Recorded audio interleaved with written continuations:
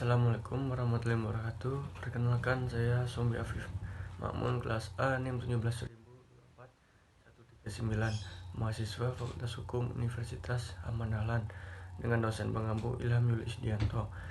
Di video kali ini saya akan membahas tentang negara hukum dan demokrasi yang ada di Indonesia.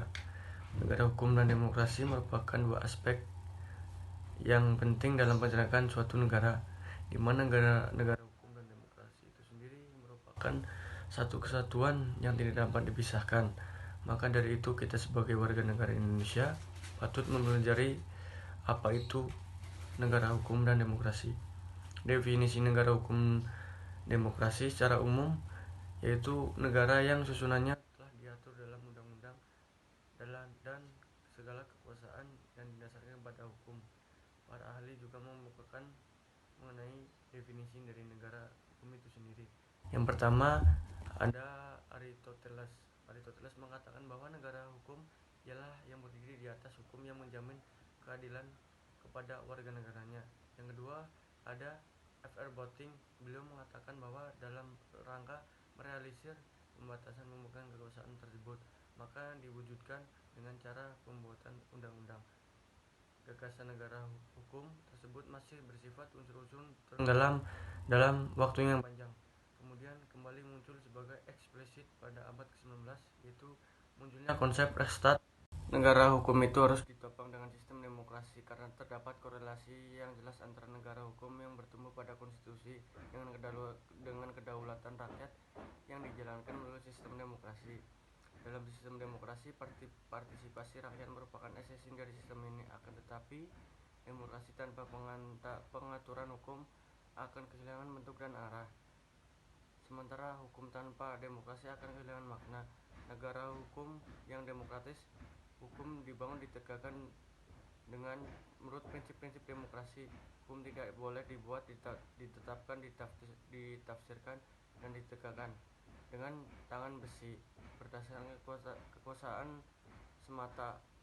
Sebaliknya, demokrasi harus diatur berdasarkan atas hukum atau Rechtsstaat, karena perwujudan gagasan demokrasi memerlukan instrumen hukum untuk mencegah munculnya mobokrasi yang mengancam pelaksanaan demokrasi itu sendiri.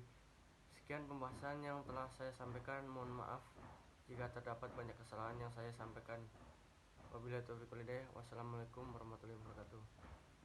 Demokrasi mempunyai citra yang baik karena merupakan landasan kehidupan bernegara dan memberikan pengaku terhadap hak manusia yang sepenuhnya. Semua pihak saling menjunjung tinggi hukum, ada persamaan dan hak kewajiban bagi semua warga negara terhadap kebebasan berpolitik, berserikat, mengeluarkan pendapat baik tertulis maupun lisan. Menjadi anggota partai politik tidak diberikan pembatasan adanya kebebasan memilih dan memeluk agama kepercayaan terhadap Tuhan Yang Maha Esa, serta menjalankan ibadah menurut kepercayaannya masing-masing tanpa adanya paksaan dari pihak penguasa ataupun golongan lainnya. Dalam hal ini, campur tangan antara pemerintah dalam penyelenggaraan negara sangat dibutuhkan, mengingat negara harus mampu bertanggung jawab atas kesejahteraan rakyatnya. Akhirnya, konsep negara hukum yang dikemukakan oleh F.J. Stahl adalah konsep pemikiran negara hukum Eropa kontinental, atau yang dipraktekkan di negara-negara Eropa kontinental atau civil law. Ada juga konsep pemikiran negara hukum yang berkembang di negara Anglo-Saxon atau dengan menggunakan prinsip rule of law. Konsep negara hukum tersebut memenuhi 3 unsur, yaitu yang pertama, supremasi aturan hukum atau supremasi of law, yaitu tidak bisa adanya kekuasaan sewenang-wenang. Dalam arti seseorang hanya boleh dihukum kalau melanggar hukum. Yang kedua, kedudukan yang sama dalam menghadapi hukum atau equality before the law. Dalil ini berlaku untuk orang yang biasa maupun untuk pejabat. Dan yang terakhir, terjaminnya hak-hak manusia oleh undang-undang di negara lain dengan undang-undang dasar atau serta keputusan pengadilan. Dari kedua tersebut di atas, baik Rechtsstaat maupun rule of law mempunyai Persamaan dan perbedaan.